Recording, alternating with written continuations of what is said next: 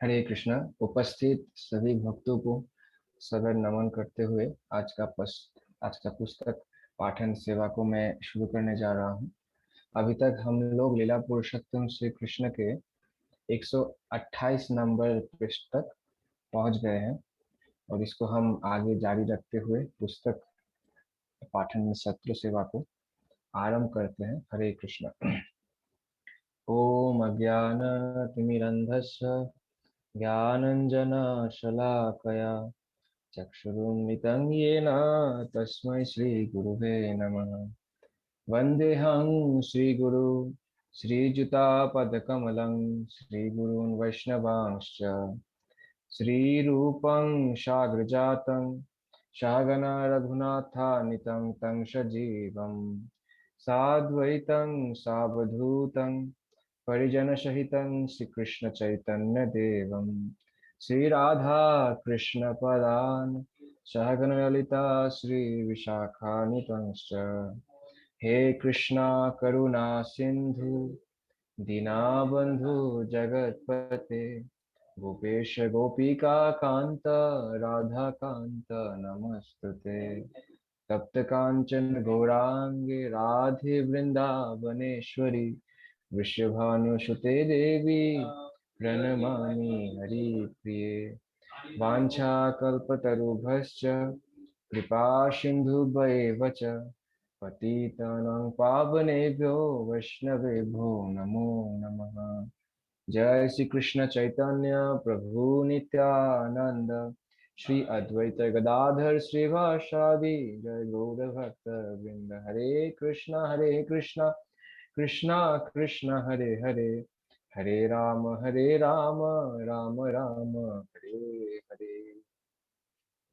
नमो विष्णुपदाय कृष्ण पृष्ठाय भूतले स्मृति भक्ति वेदांत स्वामी नित्य नाम।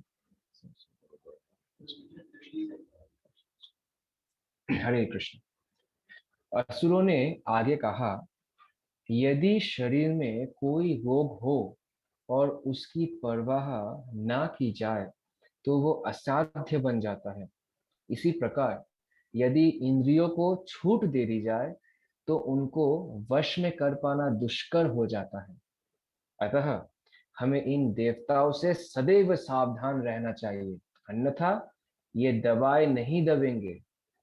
देवताओं की आधारभूत शक्ति तो भगवान विष्णु है, क्योंकि सारे धर्मों का चरम लक्ष्य उन्हें ही प्रसन्न करना है। वैदिक आदेश ब्राह्मण, गाय, तप, त्याग, दान, पुण्य ये सारे कृत्य भगवान विष्णु को प्रसन्न करने के लिए ही है। अतः हम अतः हमें चाहिए कि हम तुरंत ही उन सारे ब्राह्मणों को जो वैदिक ज्ञान की निधि है तथा उन ऋषियों का वध करना प्रारंभ कर दे जो अनुष्ठान कार्यों को संपन्न करने में लगे हुए हैं।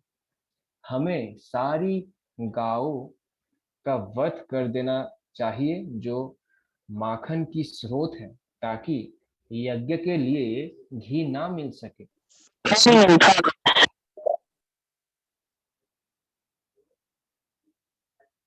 कृपया हमें इन समस्त प्राणियों का वध करने की अनुमति प्रदान करें।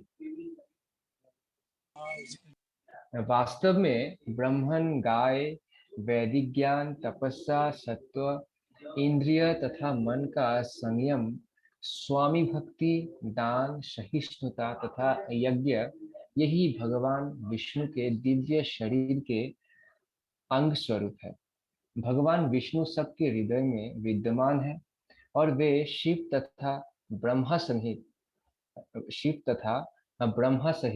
समस्त देवताओं के नायक हैं।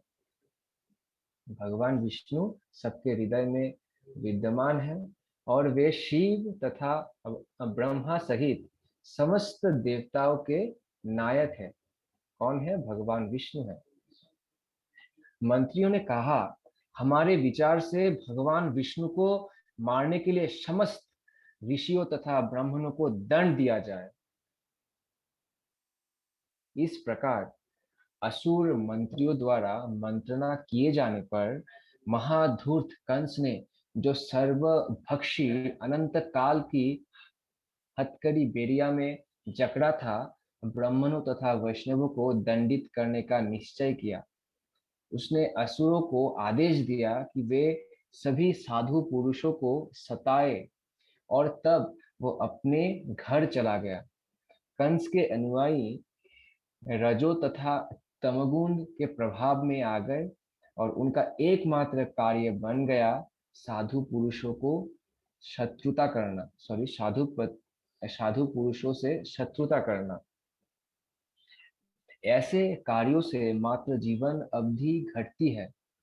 असुरों ने यह क्रिया को मानो त्वरित करके अपनी मृत्यु को बुलावा दे दिया। साधु पुरुषों को दंडित करने का परिणाम केवल अकाल मृत्यु ही नहीं होता, यह कार्य इतना घातक होता है कि कर्ता क्रमशः अपने सौंदर्य, अपना यश तथा धर्म खो देता है, और उसके उच्च लोकों में जाने की प्रगति रुक जाती है। बहुत इंपॉर्टेंट लाइन है, मैं इसको फिर से पढ़ता हूँ कि साधु पुरुषों को दंडित करने का परिणाम केवल अकाल मृत्यु ही नहीं है, ये कार्य इतना घातक होता है कि कर्ता क्रमशः अपना सौंदर्य, अपना यश तथा धर्म खो देता है, और उसके उच्च लोकों में जाने की प्रगति रुक जाती है। विविध प्रकार के मनोरथों के वशीभूत होकर ये असुर सभी प्रकार के शुभ कार्यों को क्षीण बना देते हैं। भक्तों तथा ब्राह्मणों के चरण कमलों के प्रति भक्तों तथा ब्राह्मणों के चरण कमलों के प्रति किया गया अपराध श्री भगवान के चरण कमलों के प्रति किए गए अपराध से भी बड़ा होता है। यहाँ पर प्रभुपाद लिख रहे हैं कि भक्तों तथा ब्राह्मणों के चरण कमलों के प्रति किया गया अपराध श्री भगवान के चरण कमलों के प्रति किए गए अपराध से भी बड़ा होता है। वो सभ्यता जो ऐसे पाप कर्म करती है, सामान्यतः भगवान में श्रद्धा खो देती है, और ऐसी ईश्वर विहीन सभ्यता मानव समाज में विपत्तियों का घन बन जाती है विपत्तियों का घर बन जाती है। इस प्रकार लीला पुरुषोत्तम भगवान श्री कृष्ण के अंतर्गत कंस द्वारा उत्पीड़न नामक चतुर्थ अध्याय का भक्ति वेदांत तात्पर्य पूर्ण है। अध्याय 5 नंद तथा वासुदेव की भेंट। यद्यपि कृष्ण वासुदेव तथा देवकी के असली पुत्र थे, किंतु कंस के अत्याचारों के कारण वे अपने पुत्र का जन्मोत्सव नहीं मना सके। यद्यपि कृष्ण वासुदेव तथा देवकी के असली पुत्र थे, किंतु कंस के अत्याचारों के कारण वे अपने पुत्र का जन्मोत्सव नहीं मना सके। फिर भी धर्मपिता नंद महाराज ने अत्यंत उल्लास के साथ कृष्ण का जन्मोत्सव मनाया। दूसरे दिन ही यह घोषणा कर दी गई कि यशोदा के पुत्र उत्पन्न हुआ है। वैदिक प्रथा के अनुसार नंद महाराज ने विद्वान ज्योतिषियों तथा ब्राह्मणों को जन्मोत्सव संपन्न कराने के लिए आमंत्रित किया। शिशु के जन्मोपरांत ज्योतिषी जन्म लग्न की गणना करते हैं, और शिशु के भावी जीवन की जन्म पत्री तैयार करते हैं। शिशु जन्म के बाद एक अन्य उत्सव भी किया जाता है। उसमें परिवार के लोग स्नान करके शुद्ध होते हैं, और आभूषणों तथा सुंदर वस्त्रों से अपने आप को सजाते हैं, और तब वे सब शिशु तथा ज्योतिषी के समक्ष शिशु का भविष्य सुनने के लिए उपस्थित होते हैं। अतः नंद महाराज तथा उनके परिवार के अन्य लोग वस्त्राभूषित होकर जन्मस्थान के समक्ष आकर बैठ गए।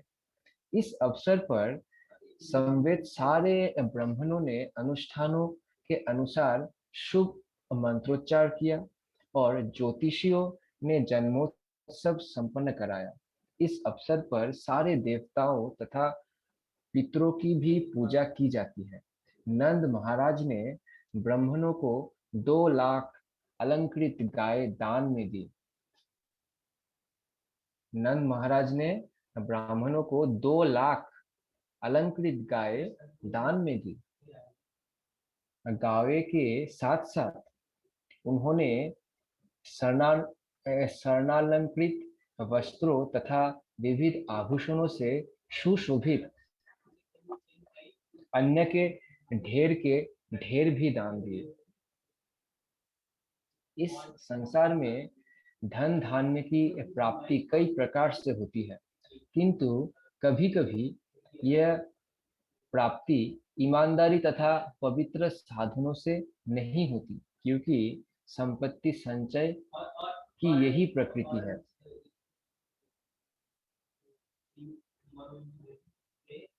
इस संसार में धन धान्य की प्राप्ति कई प्रकार से होती है, किंतु कभी-कभी ये प्राप्ति ईमानदारी तथा पवित्र साधनों से नहीं होती, क्योंकि संपत्ति संचय की यही प्रकृति है। अतः वैदिक आदेशों के अनुसार इस तरह अर्जित संपत्ति की शुद्धि ब्राह्मणों को गाय तथा सोने का दान देकर की जाती है। बहुत इंपॉर्टेंट लाइन है। अतः वैदिक आदेशों के अनुसार इस तरह अर्जित संपत्ति को शुद्ध संपत्ति की शुद्धि ब्राह्मणों को गाय तथा सोने का दान देकर की जाती है। हमें सदैव समझना चाहिए कि इस संसार में हम सदैव कल्मषयुक्त अवस्था में रह रहे हैं। अतः हमें अपने जीवन, अपनी संपत्ति तथा स्वयं को शुद्ध करना होगा। जीवन की शुद्धि नित्य स्नान एवं शरीर को भीतर तथा बाहर से सफाई द्वारा और 10 प्रकार के शुद्धि संस्कारों को स्वीकार करके की जाती है। तब भगवत पूजा तथा दान द्वारा हम संपत्ति को शुद्ध कर सकते हैं। आत्म साक्षात्कार तथा परम सत्य के ज्ञान के लिए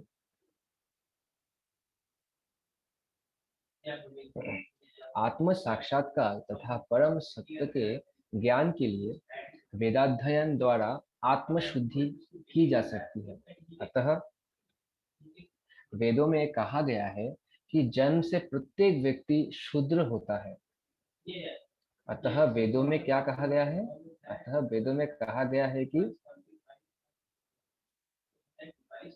जन्म से प्रत्येक व्यक्ति शूद्र होता है और शुद्धि संस्कार द्वारा वो द्विज बनता है। वेदों के अध्ययन से मनुष्य विप्र बनता है, जो ब्राह्मण बनने के लिए अनिवार्य योग्यता है। जब जब मनुष्य परम सत्य को पूर्ण रूपेण समझ लेता है, तो वो ब्राह्मण कहलाता है। जब ब्राह्मण और अधिक पूर्णता को प्राप्त कर लेता है, तो वो वैष्णव या भक्त बन जाता है। बहुत इंपॉर्टेंट लाइन है कि जब मनुष्य परम सत्य को पूर्ण रूपेण समझ लेता है, तो वो ब्राह्मण कहलाता है। और जब ब्राह्मण और अधिक पूर्णता को प्राप्त कर लेता है, तो वो वैष्णव या भक्त बन जाता है। यह इस उत्सव में एकत्र सारे ब्राह्मणों ने शिशु के सौभाग्य के लिए विविध वैदिक मंत्रों का स्तवन किया। विविध मंत्रोच्चार सुत, मागध, बंदी तथा विरुदावली कहलाते हैं। इन मंत्रों तथा गीतों के उच्चारण के अतिरिक्त भेरी और दुंदुभिया भी घर के बाहर बज रही थी। इस अवसर पर सभी घरों में तथा गोचरों तक में विविध हर्ष ध्वनियां सुनाई पड़ती थी। घरों के भीतर तथा बाहर पीसे चावल से नाना प्रकार के कलापूर्ण चित्र बनाए गए थे और सड़कों तथा गलियों पर गलियों भर में सुगंधित जल छिड़का गया था। घर के भीतर तथा बाहर पीसे चावल से नाना प्रकार के कलापूर्ण चित्र बनाए गए थे और सड़कों तथा गलियों भर में सुगंधित जल छिड़का गया था। छतों तथा छज्जों को विविध प्रकार की झंड झंडियों तथा वंदनवारों से सजाया गया था। सारे द्वार हरी पत्तियों तथा फूलों से बनाए गए थे। सारी गावें बछड़ों तथा सांडों के तेल तथा हल्दी का लेप लगाया गया था। गेरू आदि रंगीन खनिजों से उन्हें चित्रित किया गया था। उन्हें मोर पंखों के हार पहनाए गए थे और वे रंगीन वस्त्रों तथा सुनहरे हारों से सुसज्जित थे। जब सभी हर्षोन जब सभी हर्षोन्मत्त ग्वालों ने सुना कि कृष्ण के पिता नंद महाराज अपने पुत्र का जन्मोत्सव मना रहे हैं, तो वे परम प्रसन्न हुए। उन्होंने बहुमूल्य वस्त्र धारण किए और विविध प्रकार के कर्णाभूषणों तथा हारों से अपने शरीर को सजाया तथा अपने सिरों में बड़ी बड़ी पगड़ियां धारण की। इस प्रकार से वस्त्राभूषित होकर वे विविध प्रकार के भेंटें लेकर नंद महाराज के घर गए। जब समस्त गोपियों ने सुना कि यशोदा ने पुत्र को जन्म दिया है, तो वे आनंद से विभोर हो उठी और उन्होंने भी विविध प्रकार के अमूल्य वस्त्रों तथा आभूषणों से अपने को अलंकृत किया और अपने शरीर में सुगंधित द्रव्य लगाए। जिस प्रकार पराग की धूलि से कमल पुष्प की शोभा देखने लगती है, इसी प्रकार समस्त गोपियों ने अपने कमल के समान मुखमंडलों पर कुमकुम रच का लेप किया। फिर ये सुंदर गोपियां अपनी अपनी भेंटें लेकर नंद महाराज के घर पहुंची।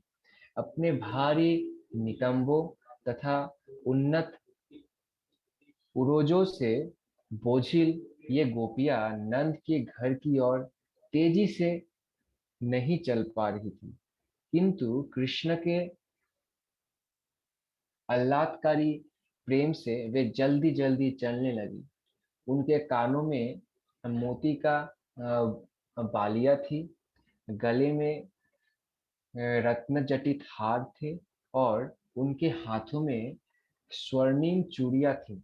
चूंकि वे तेजी से पक्की सड़क पर चूंकि वे तेजी से पक्की सड़क पार कर रही थी, उनके शरीर को अलंकृत करने वाली पुष्पमालाएं टूट टूट कर गिर रही थी और ऐसा प्रतीत हो रहा था मानो आकाश से पुष्प वर्षा हो रही है। शरीर के विविध आभूषणों की गति से वे और भी सुंदर लग रही थी। इस प्रकार वे गोपियां नंद यशोदा के घर पहुंची और बालक को इस प्रकार आशीष देने लगी, हे बालक, तुम हमारी रक्षा के लिए चिरंजीवी हो। जब वे इस प्रकार बालक कृष्ण को आशीर्वाद दे रही थी, तो उन्होंने तेल में बना हल्दी का लेप, दही, दूध तथा जल का मिश्रण न केवल बालक पर अपितु वहां पर उपस्थित अन्य सभी लोगों पर छिड़का। इस शुभ अवसर पर पटु संगीतकारों द्वारा विविध प्रकार के बाजे भी बजाए जा रहे थे। जब ग्वाले ने गोपियों की लीलाएं देखी, तो वे अत्यंत प्रमुदित हुए और वे भी उन पर दधी, दूध, मक्खन तथा जल छिड़कने लगे। फिर दोनों ओर से मक्खन फेंका जाने लगा। नंद महाराज भी गोप गोपियों की ये लीलाएं देखकर परम प्रसन्न हो रहे थे। उन्होंने एकत्रित चरणों को सॉरी उन्हें उन्होंने एकत्रित चारणों को अत्यंत उदार पूर्वक दान किया। उनमें से कुछ चारण उपनिषदों तथा पुराणों से आख्यान गा रहे थे, कुछ पूर्वजों का गुणगान कर रहे थे और कुछ मनोहर गीत गा रहे थे। वहां पर अनेक विद्वान ब्राह्मण भी उपस्थित थे। नंद महाराज इस अवसर पर परम प्रसन्न होकर उन सब को वस्त्र, आभूषण तथा गायों को दान दे रहे थे। इस संबंध में यह जान लेना आवश्यक होगा कि वृंदावन वासी मात्र गोपालन के कारण कितने समृद्ध थे। सारे ग्वाले वैश्य जाति के थे, जिनकी वृत्ति गोपालन तथा कृषि थी। उनकी वेशभूषा तथा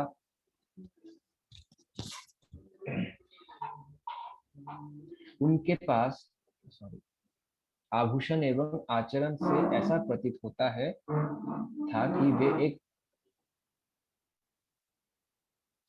सॉरी सारे ग्वाले वैश्य जाति के थे, जिनकी वृत्ति गोपालन तथा कृषि थी।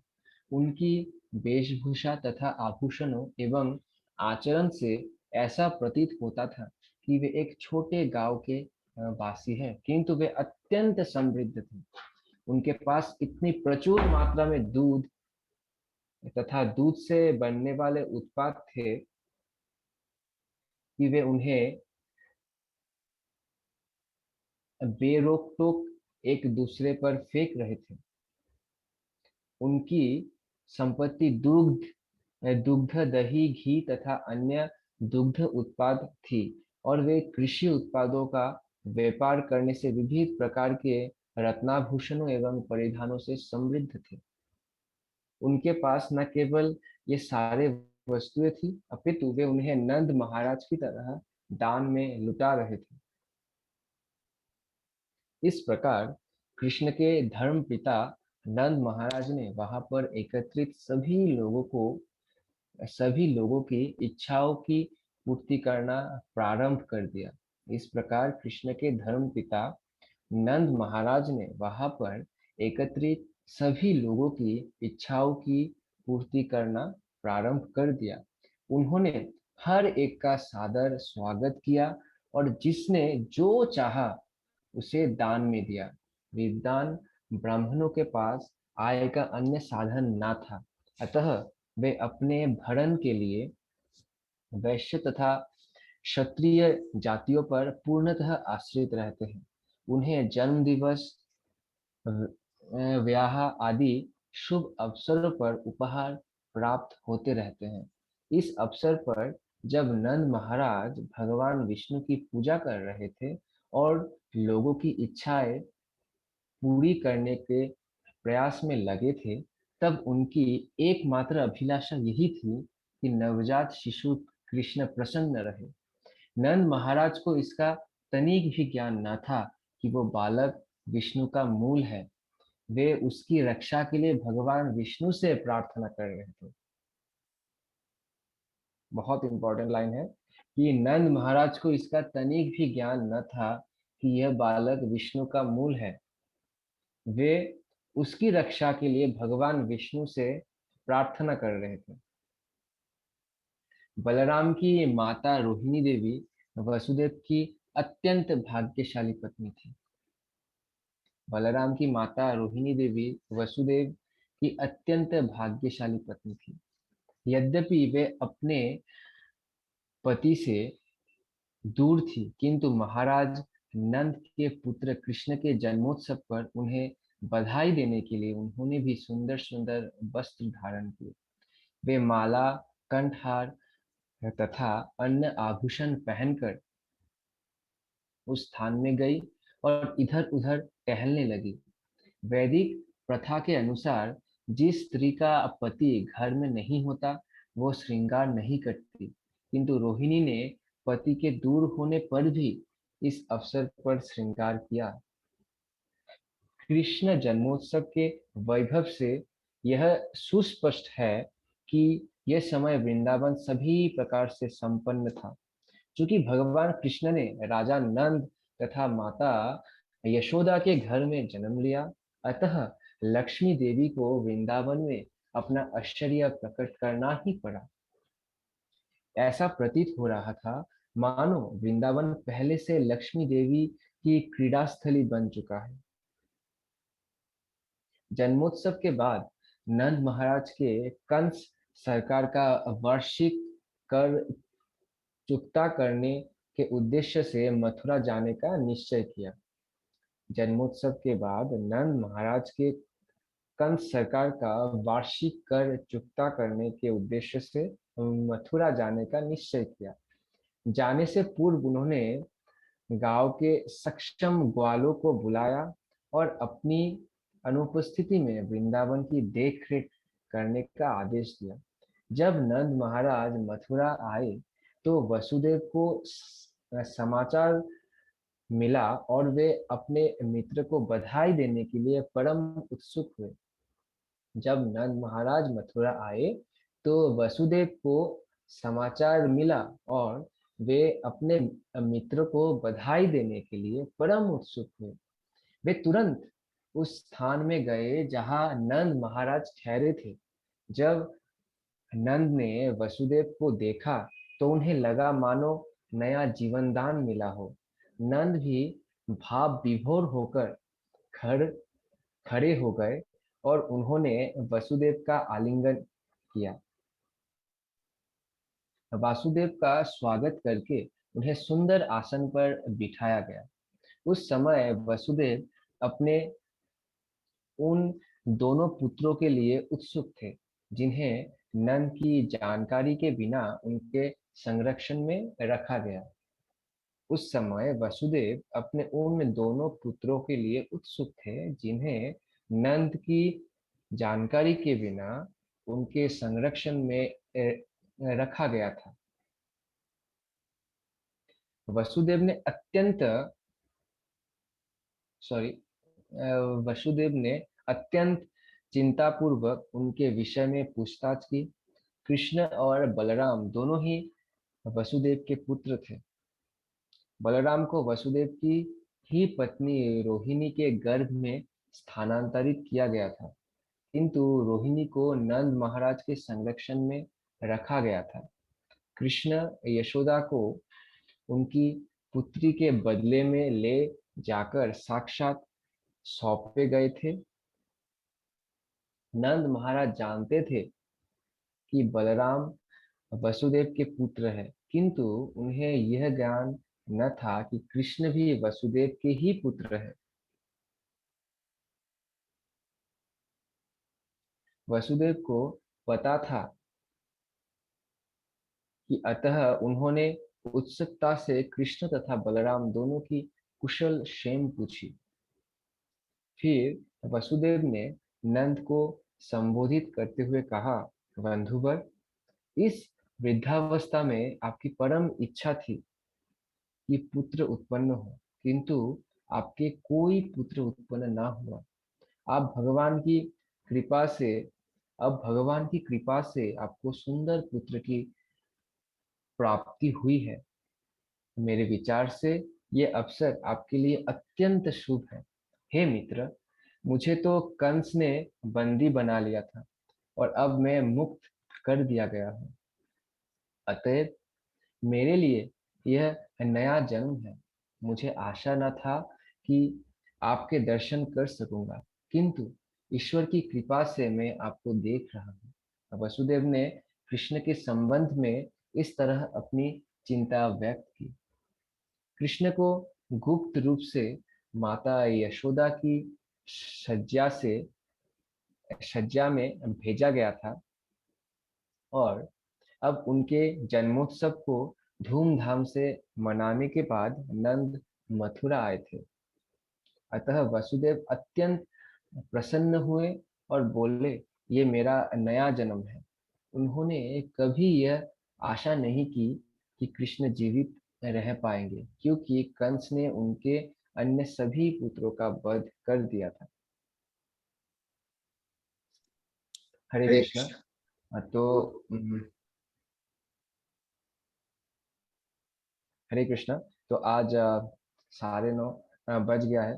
तो आज पुस्तक पाठन का जो आज सेशन था, अभी हम लोग यहाँ पर ही समाप्त करते हैं। आज कितना अच्छा वांच लग रहा है प्रभु जी, मतलब कृष्ण बुक आप पढ़ रहे हैं, लगता है कि बस पढ़ते जाओ पढ़ते जाओ पढ़ते जाओ। लेकिन समय के लिमिटेड जो दिया गया पढ़ने के लिए, तो उसके आधार पे चलना है। बट अच्छा लग रहा है, मतलब पता ही नहीं चला, आधा घंटा बिल्कुल पता नहीं चला। सही बात है, बहुत अच्छा लग रहा है प्रभु जी। हरे कृष्ण प्रभु बहुत जी। ये थैंक यू। वैष्णवों का और गुरु महाराज प्रभुपाद का कृपा है कि मैं मतलब थोड़ा बहुत जो है ना कोशिश कर पाता हूँ। और तो इतने यही अच्छे से आप पढ़ रहे हैं,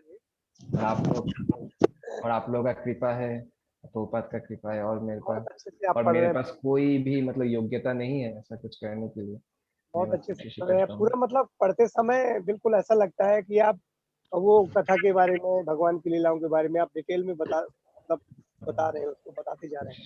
हरे ऐसा लग रहा कृष्ण। मतलब आपके पढ़ने में। तो थैंक यू प्रभु जी, बहुत हरे अच्छा आप कृष्ण। हिंदी से पढ़ते। Thank you. हरे कृष्ण प्रभु जी। तो अभी हम लोग वांछा प्रणाम करके आज हम लोग समाप्त करते हैं।